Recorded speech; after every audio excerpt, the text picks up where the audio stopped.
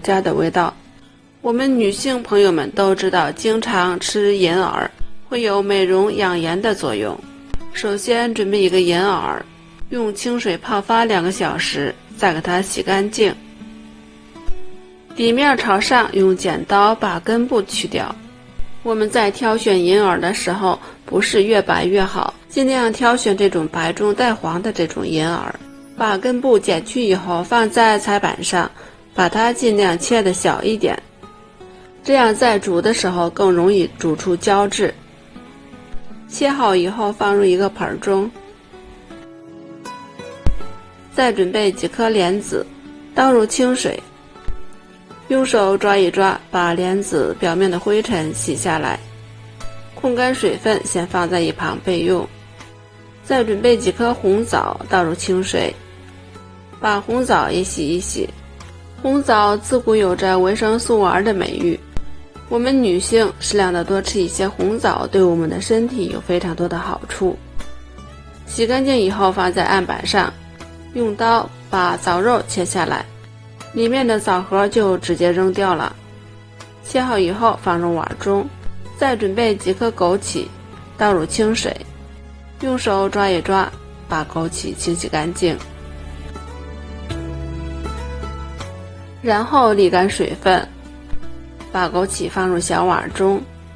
接下来再准备一个雪梨，倒入1勺的食盐，倒入清水，把雪梨洗干净。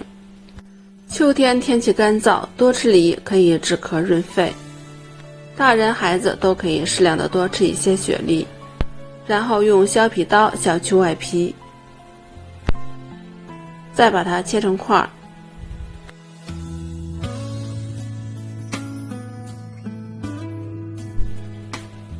改刀切得小一点。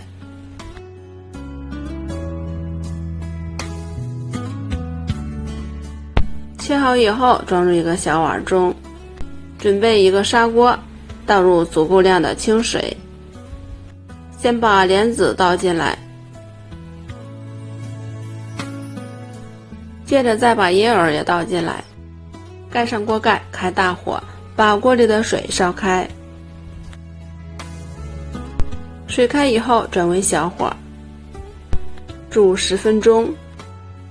这时候我们用勺子轻轻地搅动一下，防止它们粘在锅底。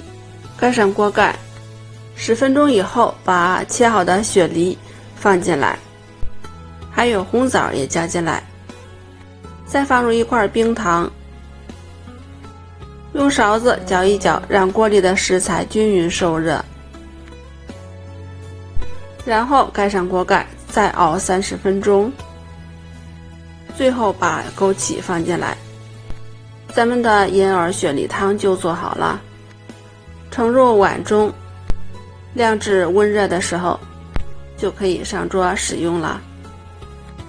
经过长时间的熬煮，莲子非常的软烂，这个汤汁也非常的浓稠，银耳也熬出了浓浓的胶质。切记我们在熬银耳雪梨汤的时候，一定要一次加入足够量的水，中途不能加水。银耳要切得小一点，才容易熬出胶质。立秋以后止咳润肺，银耳雪梨汤真的是不错的选择哦。喜欢的朋友可以试试这种方法。好了，本期视频就分享到这里了。喜欢视频的朋友们别忘了转发收藏，或者在西瓜视频长按点赞功能3秒钟。您的每一次转发、留言、点赞都是我前进最大的动力，感谢大家的支持，我们下期视频再见。